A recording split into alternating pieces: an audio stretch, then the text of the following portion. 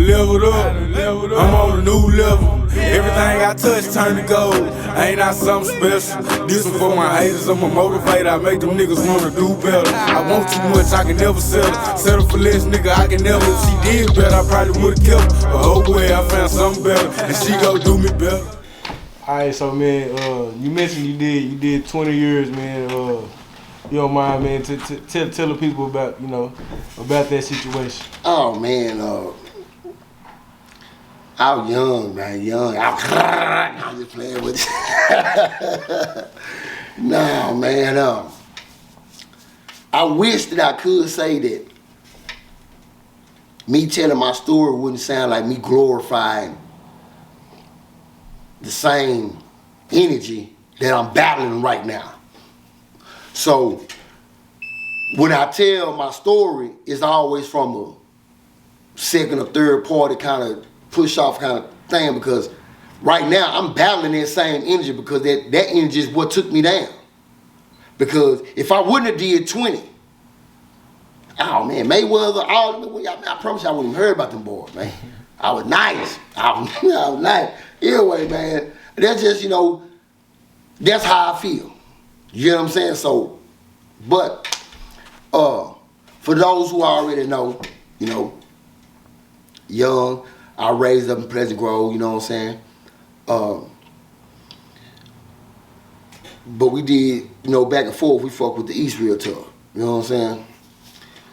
So, I caught a couple juvenile cases. Now the thing back when I was younger, when you caught your case, you just went to TYC, you visited, and you came back home, and it throw a party, you back into the groove, you know what I'm saying? So, and if you was good from here, you wasn't tripping about going to TYC. You wasn't tripping about going on your village, so it kind of made getting in trouble easy for me, because I was good from here. Like, I ain't tripping about going down there, like, you know what I'm saying? I'm good. So, and just like anybody else, I grew up fighting every day on, the same little old, same little dialogue that we all took, we all grew up in the same place, wasn't no different from me to you, but your era, you know what I'm saying? Y'all fought on the way home from school, I did all the yada, you know what I'm saying? I just think my generation was the first generation to bring out monsters. Like, true, we got you, we gonna chase you down. If we got a problem, we at your mama house with it. Monsters. I can name so many of my partners that had got caught death row or that's dead right now, is realistically, that it's a shame. You know what I'm saying? And if I wanted to, if I was a stew head, you know what I'm saying, or not in my right frame of mind, I could glorify that. You know what I'm saying? Because it'll take a crowd of motherfuckers for me to count all the people that I know that I made mistakes and fucked over themselves. That's not here to talk about it. You know what I'm saying? So, with that being said, instead of looking at it from that's that it is what it is, kind of lifestyle, I look at it from hey man, it's nowhere in the world I can filter that down for somebody else to go through. Because, yeah, I made it through it. 20 years in prison. What you go to prison for? Okay, want to talk about it. It was a little old misconception, okay. They had me on TYC parole already for a murder case, right? I came home on parole, got caught up in another murder case. They certified me. Back then, they used to certify us as adults. They certified me as an adult. I burned out. Boom, catch a capital murder case. End of story. Now, when they bring y'all capital murder cases out, so stuff her up, it don't really jail right, because I had so many fall partners. Because like I say, we was into the gang thing. And back then, we didn't run our mouth that much. So, just to keep it 100, they couldn't figure out if I was behind the trigger or if I just knew who was behind the trigger. But they knew in some form or fashion I was involved. They brought up an aggravated robbery charge on me. that I was actually got caught for, and gave me live sentences for the murder case. It gave me 16 years for the aggravated robbery. That was it when I was 14. The post never came back home. So, when you start talking about drive and you start talking about wheel, now, we all down here, you know, sidebar, this little sidebar, you know what I'm saying? We all down here, and we all down here fighting hard in the motherfucker. Now, when I first went to the penitentiary, you gotta think, wasn't no bloods. Like, everybody in their mama's Crips. Like, I don't care. This is real life. I can say this on camera. These blood niggas was not bloods. I promise you they wasn't. You know what I'm saying? I would say that to their face. And so it was hard. You know what I'm saying? So when I walked into a situation as a minor, it was like, I remember old school niggas say, we all one age, and that's grown. Shh. That's all I need to know. You know what I'm saying? And my motto was this: I ain't never been the most biggest dude on the block, but I'm always be the most respected one. You know what I'm saying? So you can call it what you want to. So with that being said, when I got out of time, I wasn't supposed to never come to the house. You know, my time, she said 9999999. You know, I can give you the little sad saga story where I can make you feel bad for me. You know, I was down there, didn't get no mail. Mama passed away while I was down there. Yes, all that is true. You know what I'm saying? No visits, you know what I'm saying? She like, I'm just down there. I'm just down there in the system. Like, I'm just stuck. Time she say I ain't going nowhere. And the older I was getting, you know, I'm down here to my mind, to, you know, to my understanding, I'm doing exactly what I want to. You know what I'm saying? We can show my tattoos. You know, I'm gang-related tattoos down. You know what I'm saying? It's, you know, it's all on my chest, all on my arms. It ain't no secret what it is. You know what I'm saying? Like, and I don't glorify that. I'm just saying, when I was on that side of the fence, I was active. It wasn't no, my name was Young Blood. You know, I can't get around it. So with that being said, it's like, I'm looking at, we down here fighting hard in the motherfucker. We going to war. I'm talking about straight up. I'm talking about we chest boxing for breakfast. You know what I'm saying? Like we you know what I'm saying? We gang ride for lunch, you know what I'm saying? We stabbing for dinner. Like we in a real war down here. Realistically, at this particular time, I'm not trying to glorify, make it what we, but niggas in the 90s and you know, in the 2000s, early 2000s, they know, man, it was hard down there. So, in my mind, I'm thinking, man, the weakest shit was, I was looking around and I'm like, bro, just cause homie on the other side of the fence don't make him soft. He going hard, cause on the cool, he just whoop blood. You know what I'm saying? You know, like, and you know, and in my head, it ain't me bagging down from that. It's me getting clearance of, we stuck in the system, hold up. For what? I really dig home and vibe. He cool people. We done did some business, but we can't be cool nigga for what separates us. So, I was one of the first ones on the front line of, you know, shit, nigga, I'm gonna do my own thing. You know what I'm saying? Like, shit, nigga. So what you see right now today, I said all that to say, what you see right now today started down there though. It took that to beat it up out of me because I started saying like, how we go hard in the motherfucker on each other, but it's 3,500 prisoners. Look at these numbers, bro. 3,500 prisoners on the unit. But they ain't got nothing but 125 corrections officers keeping us here. But I'm gonna kill you over a soup though. But you don't wanna knock his head off for the keys. I started seeing how man purpose was man, we warped. That can't make sense.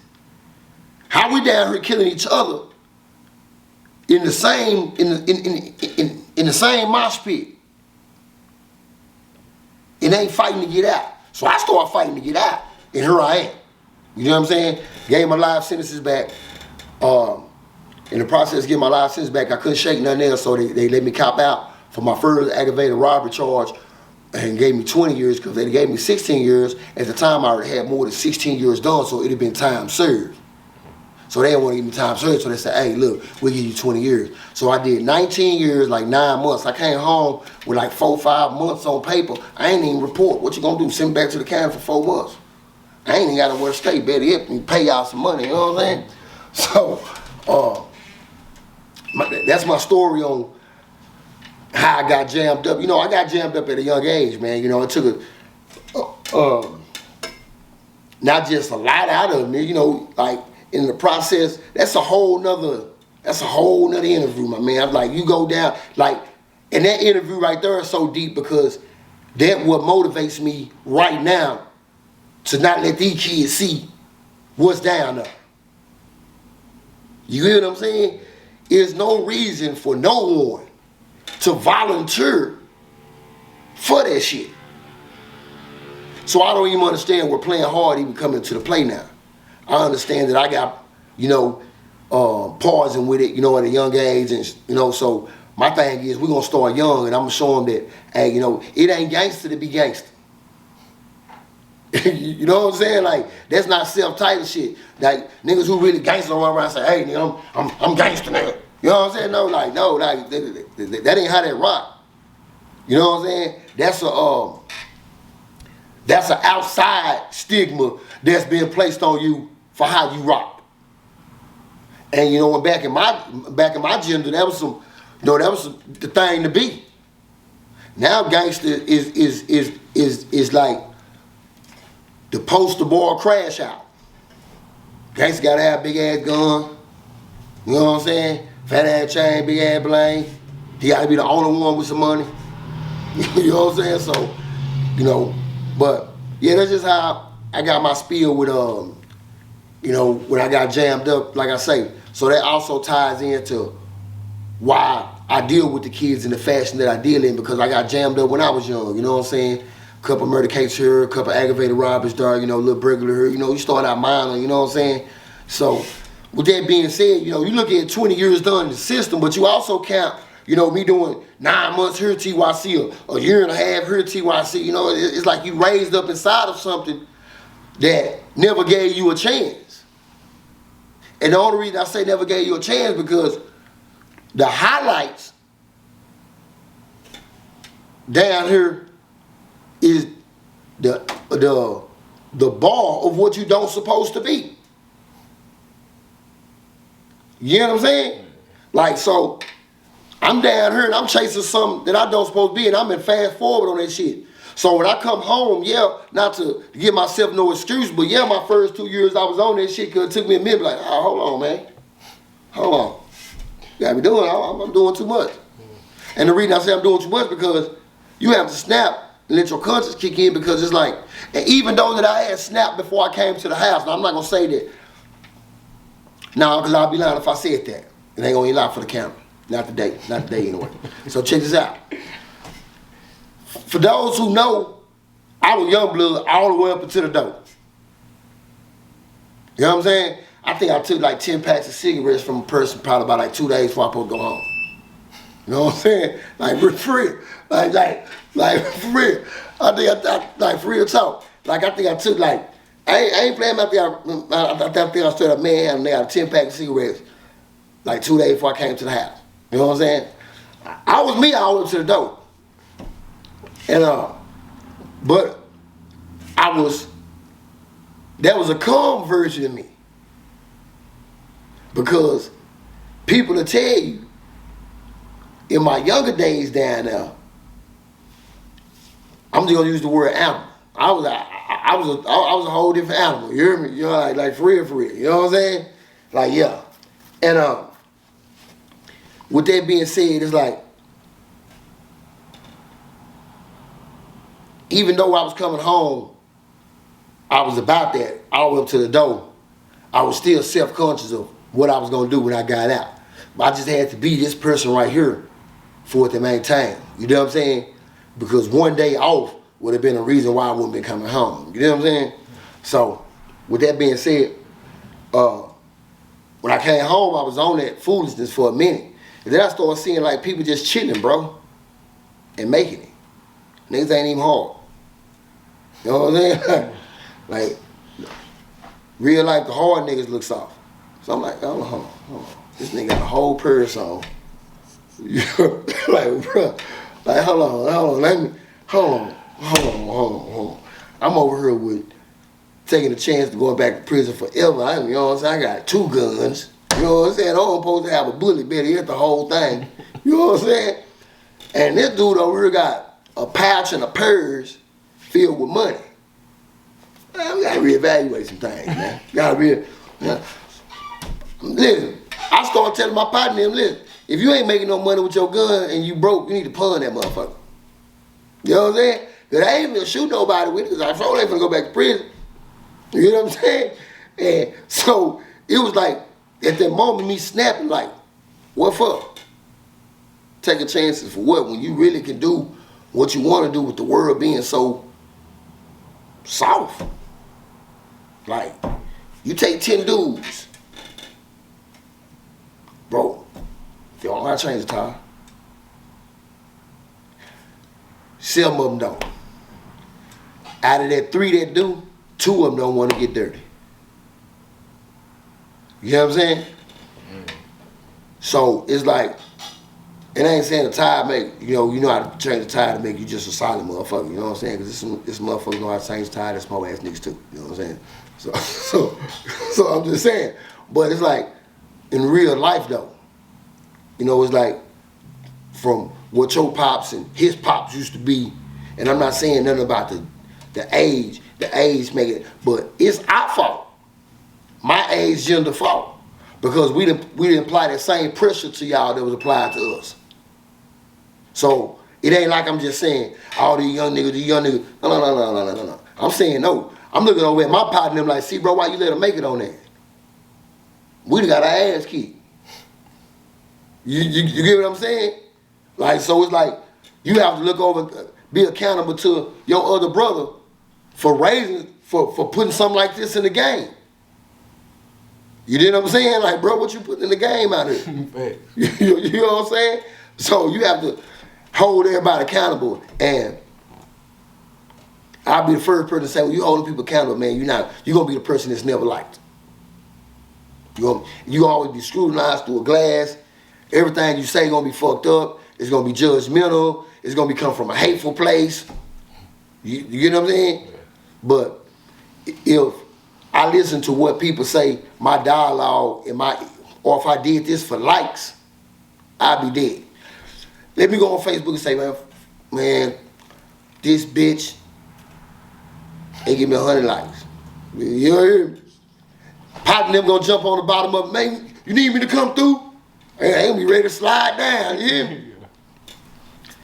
I post a picture of me and the kid working out, 2 partners might be like, oh, that's cool. It's how it is, man. You know what I'm saying? But the change that I make in real life is more important than their attention, their acknowledgement.